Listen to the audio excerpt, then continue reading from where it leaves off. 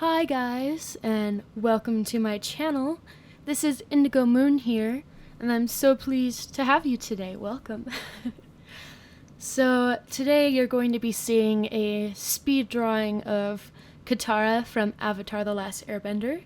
If you haven't seen that show, I highly recommend it. It's amazing. I personally am an airbender, so comment in the comments section below what type of bender you would be, and yes. So let's get started with today's topic. So today, I want to talk to you guys about mental health and specifically kind of the anxiety portion. So, I struggle with general anxiety disorder. I know there are a lot of different types of anxieties out there, but I think a lot of you will be able to relate to this. When I was 18, the summer before my senior year, I experienced my very first panic attack, and it was while we were watching Divergent, so I haven't been able to watch that movie since, unfortunately. But it was just triggered by something in the movie, and I think a lot of events from that summer. My grandma passed away, and a lot of things changed, and it was just kind of a crazy summer. For the first time it happened, I didn't know what was happening. Panic attacks, I'd heard about them before. My mom has had them before, and they always just sounded really scary to me. And they are scary, but they were definitely something that was like out of reach for me. I never thought I would be dealing with them. So the first time it manifested in me, while we were watching Divergent, my stomach went numb, and like this tingling started in my stomach, and then I started hyperventilating, and I felt like I couldn't breathe. I think it was during the part where the main character, she's in like a tank of water and she has to break out, and I actually am really scared of drowning, so I think that kind of triggered it. And as you'll see later in today's video, I struggle a lot with the hyperventilating thing. It's kind of a big trigger for me so when I'm really anxious and people are like, just breathe, I'm like, no, don't make me think about this right now. So it started in my stomach, and I started hyperventilating. I kept like breathing really deep, trying to get more air in because I felt like I couldn't breathe, and thus the hyperventilation. And then the numbness started spreading down my legs and down my arms into my hands and wrists. And this is actually, I think, probably the worst numbness I've ever experienced. And I kind of just like stood up and turned around to my family and was like, guys, I need to go to the hospital. My body's going completely numb, and I have no idea what's happening. And I'm just like freaking out. So my dad got me in the car. My aunt was there, and she got in the back seat with me, and I found that having her hold my hand really helped, especially because they were going kind of numb and getting kind of stiff. And so having her rub it and give me that, that physical sense to focus on was super helpful. And we started driving to the hospital, and I started calming down a little bit. And my dad was like, I don't think you're physically ill. I just think, like, he kind of had an idea that it was something mentally. So we ended up going to like a really gorgeous lit up building. It was actually a temple, and just kind of like standing outside it and looking up at the sky and talking a little bit. And yeah, so that was my very first panic attack. It kind of calmed down after that, but that summer it happened quite a bit, and because of I didn't know what it was, and it was such a hard experience. I was scared to death, and I was so scared of it happening again that I think with that fear, kind of caused it to happen again. Like exactly a week later, the next Friday, we were shopping for school clothes. Me and my dad and my sisters, I think, and we were in like like a famous footwear or something, and I had found some shoes, and the whole day I had been battling like, I'm so scared of it, I don't want it to happen, and then it started happening in the car ride home. And this time it wasn't as physical, it was more of just the hyperventilation, but I just felt so scared. You know, in those moments of panic attacks, they're definitely different for everyone and they manifest differently. But I can say they are scary, especially when you don't know that it's an actual condition of something and you're not really diagnosed, so you don't have a face and a name to put to it. So that was the start of my journey. I'm 22 now, so I've been dealing with the anxiety in specific for 4 years, but I also have major depression and OCD, and looking back, I can see patterns of OCD in my childhood, but mostly the depression and anxiety have been these last like 4 or 5 years. So,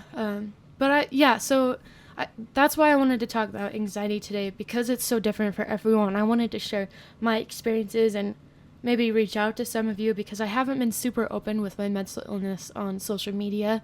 I'm definitely open about it to people who ask me about it, but it's something I was going through just my last year of high school, and so all my friends didn't really know I was going through it. I mean, I had a boyfriend at the time, and he kind of knew. He would kind of see me have panic attacks occasionally, but mostly it was me and my family, and that was it. And since then, since high school, all the people that know about it now, I've really talked to it about it in person. So this is for, strangers or people who know me, whoever can benefit. I don't remember quite a chronological timeline of all these, so forgive me, but I'll just give some examples of the way that panic or anxiety attacks manifest for me. I went to Yellowcard's last tour concert. I think it was 2016. It was amazing. And I took a friend with me. She loved Yellowcard as well. She was my boyfriend at the time's little sister, and me and her were really good friends. So we drove to Salt Lake City and went to the concert, and it was a lot of fun. But then one of my boyfriend's friends was there, and so he met up with us, and he took us in his car and drove us back to the parking garage where we thought our car was. And it was 1 a.m. We couldn't find our car, so I was starting to already get a bit anxious. All these women in bunny suits, they had bunny ears and a black leotard, and that was it. We're walking up to us with these other guys, and we're like, hey, and trying to talk to us, and I was like, nope, I don't want to talk to strangers, I'm gonna die. So we're just kind of oh, hi, have a good night. And we finally found the parking garage, and we found our car on the third level, and we started driving, and my friend said, oh, I know the way out of Salt Lake, so I didn't bother pulling out Google Maps, but we ended up getting really lost because neither of us knew the way back home.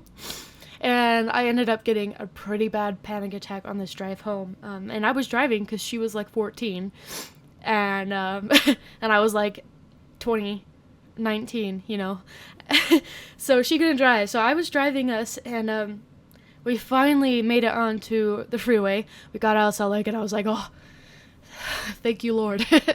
But I was just so anxious, and we were supposed to meet up with the friend who had dropped us off at our car, but I just was so panicked. I was like, there's no way. And again, the numbness started happening.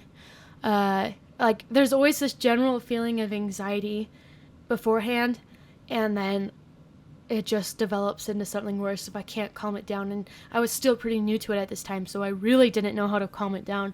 And I was driving. So as I'm driving, I'm holding the wheel with both hands, and my wrists start going numb. And I said, hey, to my friend, can you dial your mom for me on my phone and then hand it to me so I can have her come? We can meet in a mutual spot, because I don't know if I can make it all the way home. And she was like, oh, yeah, okay. Probably freaked out. And like my legs started going numb at this point too. I could barely feel them as I was driving. I probably should have pulled over, but I was so desperate to get us home that the thought of just waiting any longer was just like terrifying. So she calls her mom for me, and she puts the phone in my hand, and I stick it up to my ear, and my hand just became stuck in that position that I was holding the phone in. It just became like I could barely move it. And I just called her mom and was like, hey, can you meet me at this town? Like, I'm really anxious right now. And they didn't really know about my mental illness, so I think they were really surprised, but they were like, yeah, sure. And I had my friend message the guy who dropped us off, being like, sorry, I'll give you your yellow card merch later.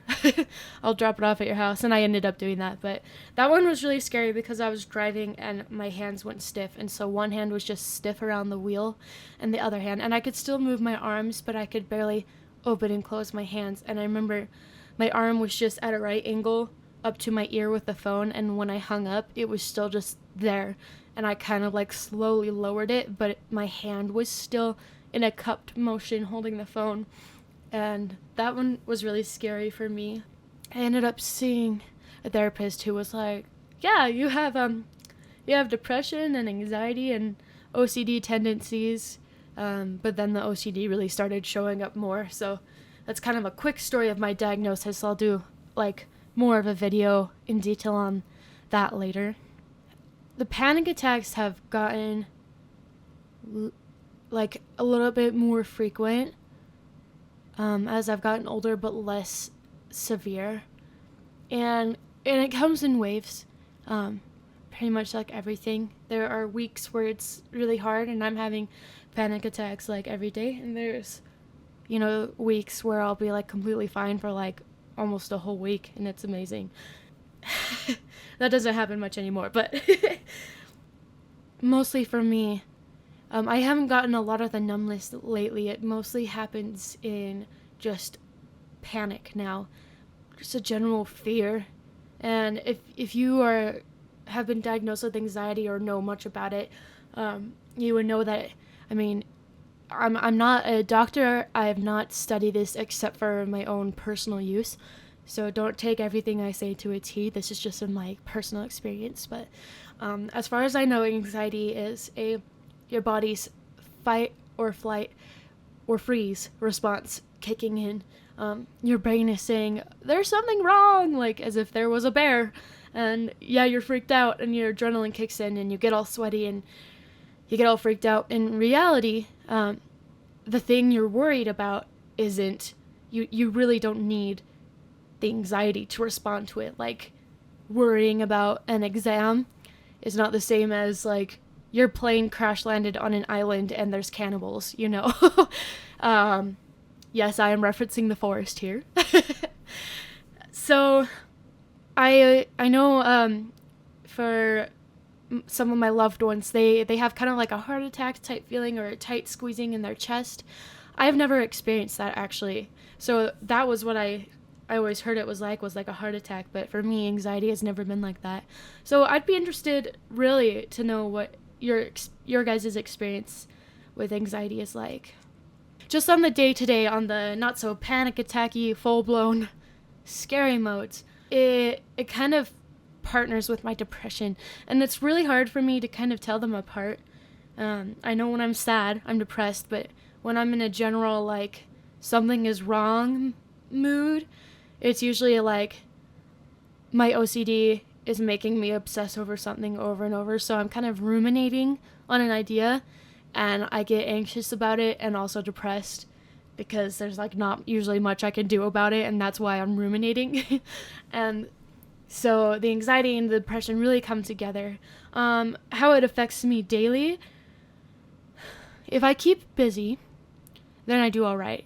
If I get myself going to school and I do busy things that I like art, then I do okay. But it still likes to creep its little fingers into every corner of my life. And I'm a really social person, and I'm really good at making friends, but it makes it hard for me to hang out with friends. I don't usually make a lot of plans anymore with people, and even if we do make plans and I'm excited, the day of and like the hours leading up to it, I'll be like, oh my gosh, I can't do friends today. But then when they come over, it's really fun, and I'm really fine. But it's a lot of like worst case scenario type stuff that my brain is saying will happen. It's like, oh, if I call in sick to work today, my manager is going to hate me and fire me, and then I will all of a sudden have no more money, and my husband and I will go homeless, and then what am I going to do? Like, I'll never be happy again. That is what it does. And yes, that is a thought I have had many times.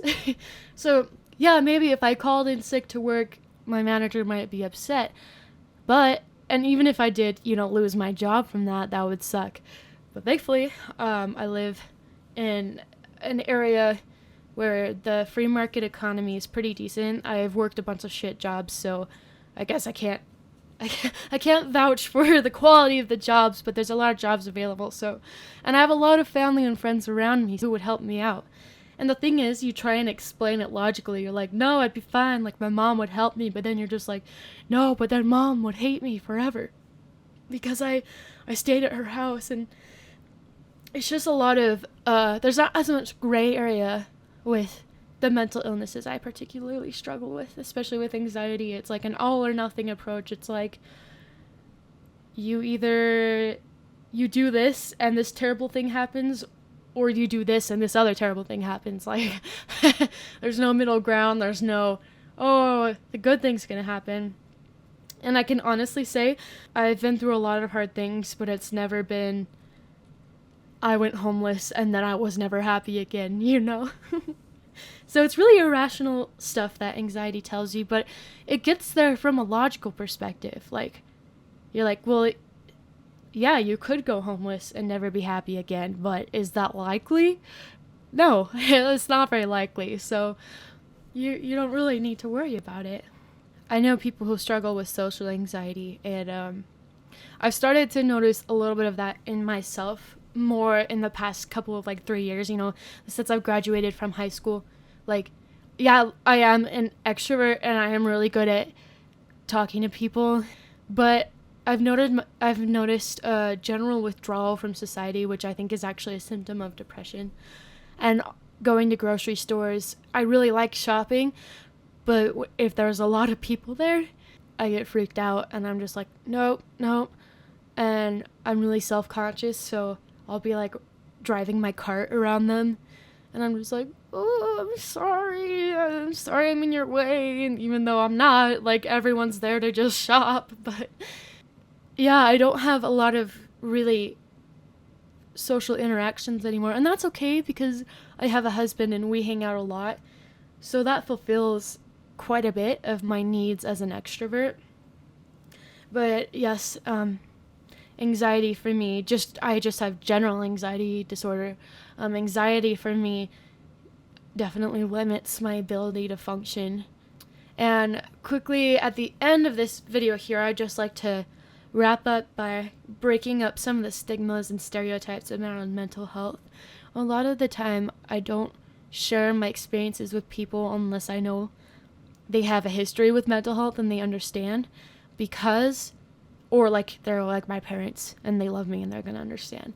Because there's this stigma that maybe I just put in place. I don't know how big of a stigma it is, but I feel like if I say I have these disorders and these disabilities, people are going to think I'm less capable and they're not going to think I'm mentally there. So that's why I'm making this as my very first video, just to kind of talk about it.